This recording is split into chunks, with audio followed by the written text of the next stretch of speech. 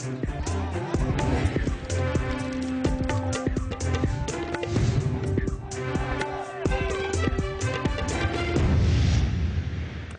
Back ناظرین، ایک دفعہ پھر آپ کو خوش آمدید کہتے ہیں. اور ندیم افضل چند صاحب کہہ رہے ہیں ان کو نیند آ گئی ہے.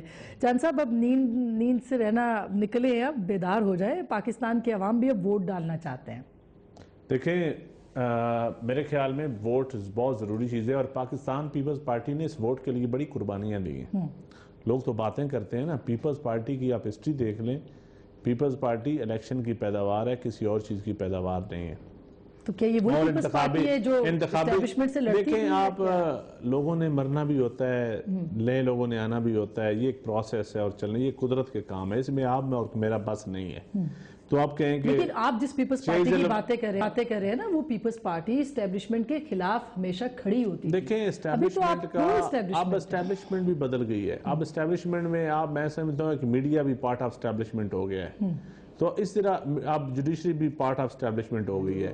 یہ چیزیں اب اسٹیبلشمنٹ کا بھی ذرا ماڈل بدل گیا ہے. پہلے اسٹیبلشمنٹ اور ہوتی تھی، اب اسٹیبلشمنٹ بھی اور ہے. اچھا شفقت صاحب، یہ ماڈل بدل گیا اس وقت آپ کو لگتا ہے اسٹیبلشمنٹ کا؟ 21ویں صدی کا آپ بدلیں، کیا کون سی صدی ہے؟ ہاں، اس میں جو 4 پلرز تھے وہ سارے اسٹیبلشمنٹ ہو گئے ہیں اب سر.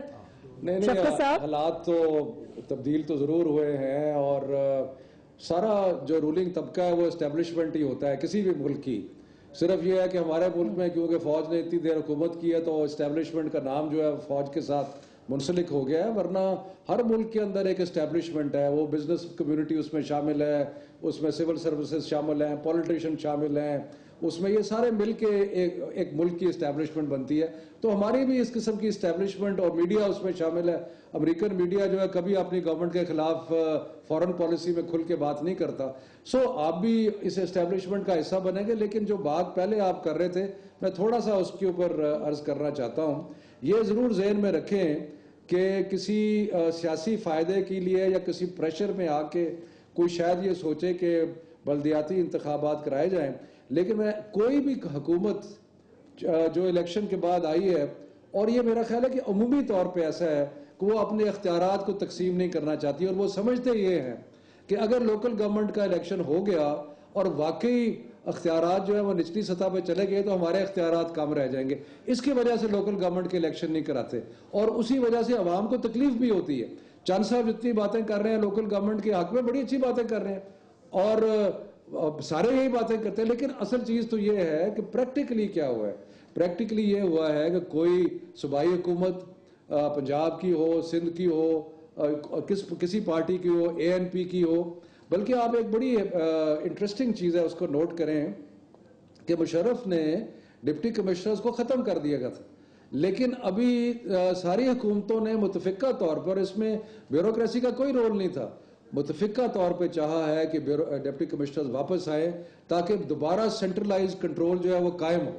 اور اس کی وجہ سے کوئی خواہش نہیں تھی. اور ہاں، ابھی انتخابات سے بچنے کے لیے کوئی اور سلسلہ کیا جاتا ہے تو وہ تو بہت زیادتی ہوگی، جیسے میں نے پہلے عرض کیا کہ پھر ان کی عوام کا غیظ و غضب کا سامنا کرنا پڑے گا. نہیں، وہ کس قسم کے غیظ و غضب ابھی تک تو ہوا نہیں شفقت صاحب. آپ مطلب معذرت کے ساتھ اپوزیشن کیا کر رہی ہے؟ اپوزیشن نے تو کوئی اس وقت تک حکومت کو ہلانے کی کوشش نہیں کی. نہیں آسمان، دیکھیں سیاسی جماعتوں کے پاس 3-4 ہتھیار ہوتے ہیں. سیاسی جماعتوں کے پاس ایک پوزیشن ہوتی ہے، آپ میڈیا میں پوزیشن لیتے ہیں، آپ احتجاج کرتے ہیں، آپ جلسے کرتے ہیں، آپ جلوس نکالتے ہیں، وہ ساری چیزیں تو ہو رہی ہیں. لیکن جو ایک ہم یہ جو کہہ رہے ہیں کہ ایک اسلام آباد پہ ایک لانگ مارچ یا ایک سونامی مارچ، وہ اس کے لیے جو حالات جب اس نہج پہ پہنچ جاتے ہیں جہاں پہ مجبور ہو جاتا ہے تو پھر یہ کرنا پڑتا ہے. اور اگر انتخابات کسی وجہ سے پوسٹ پون ہوئے یا جوڈیشری کے ساتھ کوئی ہاتھ ہوا یا اس قسم کی بات ہوئی تو پھر وہ مجبوری کے تحت وہ اچھا ابھی تک حالات اس نہج پہ نہیں پہنچے. سعد بھائی یہ بتائیے گا کہ یہ ابھی تک حالات اس نہج پہ نہیں پہنچے کہ جہاں آپ اور تحریک انصاف سونامی مارچ کریں، لانگ مارچ کریں. حالات اور کہاں جا سکتے ہیں؟ کہ بہت اچھے حالات ہیں میرے خیال. نہیں، میرا خیال ہے مجھے آپ ذرا اجازت دیں کہ میں آنیسٹی سے اس کا تجزیہ کروں بجائے اس کے کہ ہر وقت ہم ایک دوسرے کو ڈرنے. بالکل نہیں. ہاں بالکل. معاملہ یہ ہے کہ ہم 3 فریق یہاں موجود ہیں اس پروگرام میں. پیپلز پارٹی حکمران جماعت ہے، ہم لارجسٹ اپوزیشن ہے پارلیمنٹ میں، PTI بھی ایک بڑی جماعت ہے اور وہ میدان میں موجود ہے.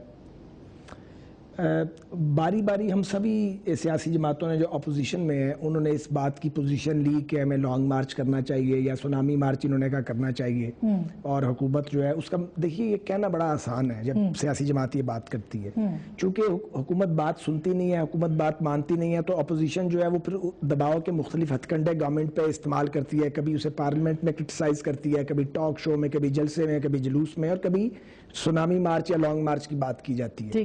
لیکن میرا خیال ہے میچیورڈ پالیٹکس کا تقاضا یہی ہے کہ ہم پاکستان میں اب لانگ مارچز کر کے اور سونامی مارچز کر کے یا گھیراؤ جلاؤ کر کے حکومتیں تبدیل کرنے کے چلن کو ترک کریں, اور پاکستان میں حکومتیں ووٹ کے ذریعے آئیں اور ووٹ کے ذریعے جائیں.